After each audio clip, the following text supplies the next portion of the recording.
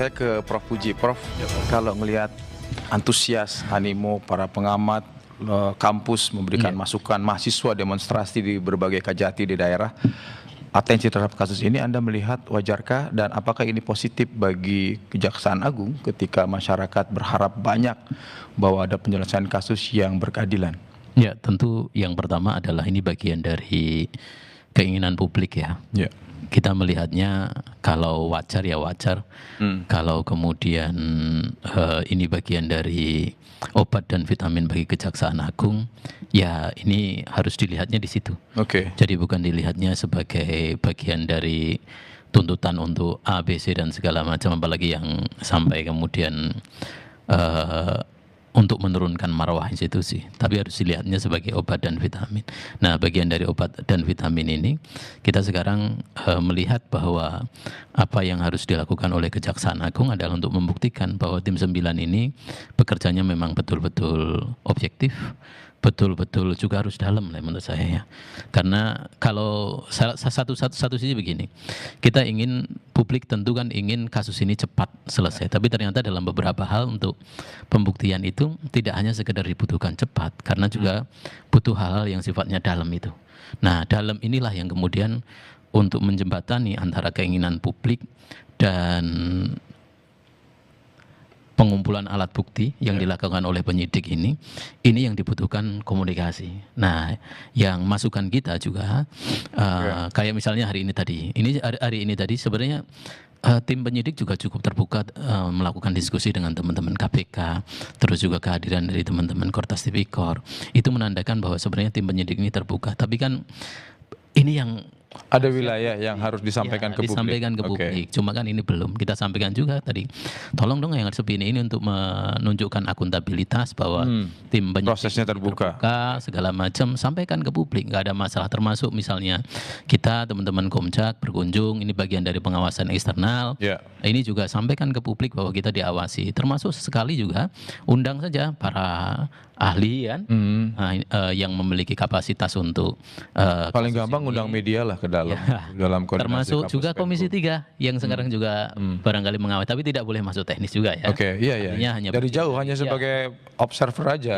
Ya itu juga nggak ada masalah. Ini bagian dari sekali lagi akuntabilitas bahwa prosesnya sekarang berjalan. Kalau kemudian ini tidak disampaikan, publik mengetahuinya bahwa tadi ini seperti judulnya Mas Yogi tadi, upaya penyelamatan seseorang gitu. Hal yang pertanyaan saya, apakah ini upaya penyelamatan atau apa gitu? Oke, Prof. Saya ke Mas Kurnia. Mas, tadi 2 kali loh Prof Puji itu mengingatkan bahwa ini ada pentingnya strategi komunikasi nih. Tadi beliau mencontohkan sudah melihat langsung tetapi tidak diumumkan ke publik. Adakah rencana dari Bakom konteksnya minimal mensupervisi di Kapus Penkum karena wilayah kerjanya kan kira-kira sama. Oh, ini ada hal-hal yang memang harus di-highlight cepat. Ada hal-hal yang disampaikan. Kenapa? Karena ini demi perbaikan semua. Kenapa? Karena apapun yang dikerjakan pemerintah kalau persepsi publiknya belum terbangun dan masih negatif, pasti akan sulit. Ada rencana Bakom untuk mensupervisi? Ada 2 hal Mas Yogi. Yang pertama tentu koordinasi itu karena lingkup kerja dari Badan Komunikasi Pemerintah itu seluruh kementerian lembaga termasuk aparat penegak hukum. Pasti kami memberikan masukan-masukan kepada Kejaksaan Agung tentang bagaimana pengelolaan komunikasi yang baik dalam situasi yang krisis. Itu yang pertama Mas Yogi. Kemudian yang kedua, ini saya mau highlight yang lebih besar Mas Yogi. Tadi Pak Samad menceritakan pengalaman beliau dulu ketika di KPK, ada penegasan dari Presiden, karena seingat saya dulu Mas Yogi ketika Pak Samad menjabat sebagai Ketua KPK, ada hambatan ketika ingin menangani suatu perkara. Kalau saya tidak salah, ketika ingin melakukan penggeledahan dan penyitaan. Itu Mas Yogi konteks yang diceritakan Pak Samad tadi.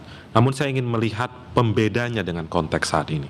Mas Yogi, saat ini sudah ada beberapa anak tangga yang dilalui oleh aparat penegak hukum terkait dengan pengungkapan perkara korupsi ini. Pertama Mas Yogi, ada tindakan penyelidikan yang pada akhirnya naik ke tingkat penyidikan. Kemudian poin kedua Mas Yogi, ketika melakukan upaya paksa, saat ini sudah ada 3 upaya paksa dilakukan. 1, penggeledahan, apakah penggeledahan berjalan lancar? Lancar. Kedua, upaya paksa penyitaan. Apakah penyitaan berjalan lancar? Lancar sekali, bahkan barang bukti yang disita itu digelar. Ada uang ratusan miliar, ada emas puluhan kilogram, itu juga digelar di Polda Metro Jaya. Kemudian yang ketiga, apakah seseorang tersebut yang banyak dibicarakan masyarakat, apakah ada status hukumnya? Status hukumnya toh hari ini sudah menjadi tersangka. Itu 3 anak tangga kedua yang dilakukan oleh Kejaksaan Agung. Kemudian yang ketiga, Mas Yogi, ada penerapan pasal kombinasi. Yang saya rasa kombinasi ini, kalau bagi yang sering mengikuti isu pemberantasan korupsi, adalah obat mujarab ketika ingin mengungkap suatu perkara. Ada kombinasi KUHP baru, karena kita bicara tindak pidana korupsi itu, kita bicara KUHP baru yang disematkan dengan Undang-Undang Pencucian Uang. 2 itu sudah dilakukan, dan anak tangga keempat itu pengungkapan nama-nama penyidik. Jadi sejauh ini, Mas Yogi, apa yang dibicarakan oleh masyarakat, apa yang digunjingkan oleh masyarakat, dikerjakan oleh aparat penegak hukum. Bahwa ini butuh diperhatikan, yes, dan pemerintah justru mendukung masyarakat untuk memperhatikan betul proses hukum yang ada di Kejaksaan Agung. Jadi pembedanya di sana, Mas Yogi. Namun yang ingin kami tegaskan, silahkan awasi proses hukum ini, dan Kejaksaan Agung. Dan mengawasi itu bukan menggunjing ya. Betul. Mengawasi itu adalah partisipasi publik. Setuju, Mas Yogi. Ini. Setuju. Ya, kan? Menggunjing dalam artian saya itu maksudnya mendiskusikan. Mendiskusikan. Ya, karena kalau menggunjing kan kesannya masyarakat nggak punya hak gitu, dan mengada-ngada gitu kan, konteksnya itu. Saya ke Pak Samad. Pak Samad, tadi kan Anda bilang bahwa ini kan saya khawatir diadu oleh oligarki. Oke, saya masuk dari jalan pikiran Anda. Kalau oligarki itu kan nggak ada diksi relasi kuasa. Nggak mungkin oligarki itu muncul sendirian dalam setiap periode kekuasaan semua pemerintah tanpa ada relasi kuasa. Maksudnya Anda mau mengatakan relasi kuasa? Enggak, tadi saya tekankan bahwa oligarki hitam. Kalau oligarki hitam itu dia tidak masuk dalam relasi kuasa. Jadi dia berada di luar relasi kuasa. Kalau yang Anda maksud itu adalah oligarki. Jadi oligarki saya bedakan. Tapi yang Anda maksud mengadu ini oligarki hitam. Oh iya, oligarki hitam. Oligarki hitam dan putih nggak mungkin bersatu ya dalam. Kenapa? Oligarki hitam dan putih nggak mungkin bersatu ya dalam hal ini. Bisa juga, ada kemungkinan juga gitu. Tapi yang punya relasi kuasa ke pemerintahan itu adalah oligarki. Dan Anda melihat ada potensi diganggu oleh oligarki hitam? Menurut saya, maksud saya gini, kalau ini kasus terus berkembang, menjadi kegaduhan di tengah-tengah masyarakat, maka saya mensinyalemen bahwa ini adalah bagian dari peran oligarki hitam. Yang sengaja membenturkan antar kedua penegak hukum ini agar mereka lebih leluasa menjalankan bisnis haramnya. Tapi nggak mungkin ya dia bisa mengadu kalau dia nggak punya akses ke kekuasaan. Ya mungkin kalau Mas Yogi punya oknum. Kalau Mas Yogi punya persepsi seperti itu bisa juga mungkin. Pak Abraham, kalau orang kan sebelumnya bilang bahwa tadi memberikan contoh dulu Pak SBY dalam kasus cicak buaya itu memberikan yang menangani adalah KPK. Dalam kasus ini Pak Abraham setuju juga seandainya Presiden menunjuk ke KPK dengan KPK di bawah undang-undang yang baru? Mungkin kali ini mohon maaf ya, saya agak berbeda pendapat saya dengan teman-teman yang lain, termasuk dengan masyarakat sipil mungkin, dengan Mas Kurnia juga. Kali ini saya tidak terlalu sependapat kalau kasus ini diserahkan kepada KPK. Kenapa? Ada 2 hal. Pertama, melihat KPK sekarang itu beda dengan KPK dulu. KPK sekarang undang-undangnya itu dia sudah berada di bawah rumpun eksekutif secara kelembagaan. Walaupun tupoksinya tetap dinyatakan bahwa dalam hal penegakan hukum dia independen, tapi kelembagaan dia tetap berada di bawah rumpun eksekutif. Itu pertama. Sehingga menurut saya ada kendala psikologis. Kemudian faktor kedua, sejak bergulirnya kasus ini, waktu kegaduhan, saya melihat apa yang terjadi di KPK seolah-olah yang saya tangkap ya, teman-teman di KPK itu enggan masuk ke kasus ini. Iya, dia agak ketakutan saya lihat Mas Yogi. Kenapa? Saya nggak tahu. Itu tercermin sih dari Ketua KPK yang dari awal mengatakan bahwa terlalu awal, terlalu dini. Iya, saya lihat komentar-komentarnya itu bisa ditafsirkan ada ketakutan masuk ke kasus ini. Sehingga menurut saya kalau lembaganya sendiri, orang-orang yang ada di lembaganya sendiri itu sudah ketakutan, tidak punya kemauan yang kuat menangani kasus ini, ngapain diberikan? Bisa tambah kacau.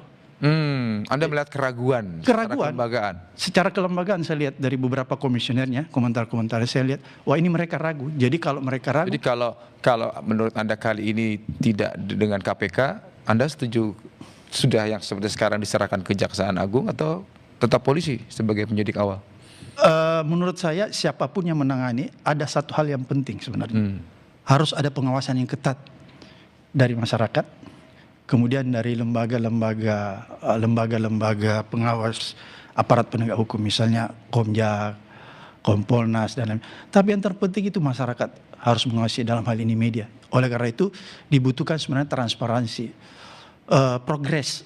Setiap yang dilakukan. Saya lihat ini kan dia tidak menyampaikan progres setiap saat. Harusnya kan tadi baru direncanakan oleh Bakom akan supervisi. Mudah-mudahan harusnya setiap tahapan dulu Mas Yogi, waktu kasus yang tadi aku ceritakan, yang ketika Pak SB meminta KPK, kita punya tanggung jawab untuk menyampaikan setiap progres. Dan pada saat itu saya ingat betul juru bicara KPK selalu menyampaikan progresnya.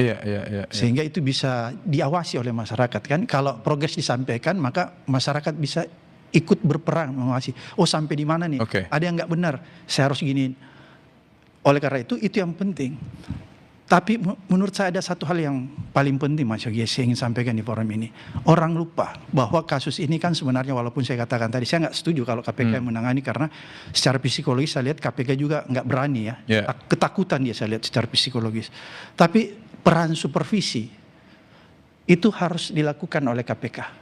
Tanpa diminta sebenarnya. Menangani aja sudah nggak berani, apalagi supervisi. Bagaimana kita memberikan kepercayaan kepada lembaga yang tidak berani? Tapi kalau supervisi kan dia nggak perlu tangani secara langsung, hanya memberikan masukan, kan tidak berhadapan. Memberikan masukan, ada tekanan. Paling tidak dia bisa mengarahkan, misalnya gini, ini kok ada belok sedikit, dia bisa kasih tahu, ini kok ke kanan, harusnya masuk ke tengah dong, nggak boleh gitu, nggak boleh ke kanan, masuk ke tengah. Itu peran supervisi di situ, walaupun dia tidak terjun langsung menangani. Menurut saya peran itu penting dilakukan KPK agar supaya masyarakat bisa percaya lagi. Bagaimana kasus X Jampitsus ini akan sampai di titik ujungnya, kita akan bahas usai jeda. Tetaplah di Satu Meja The Forum.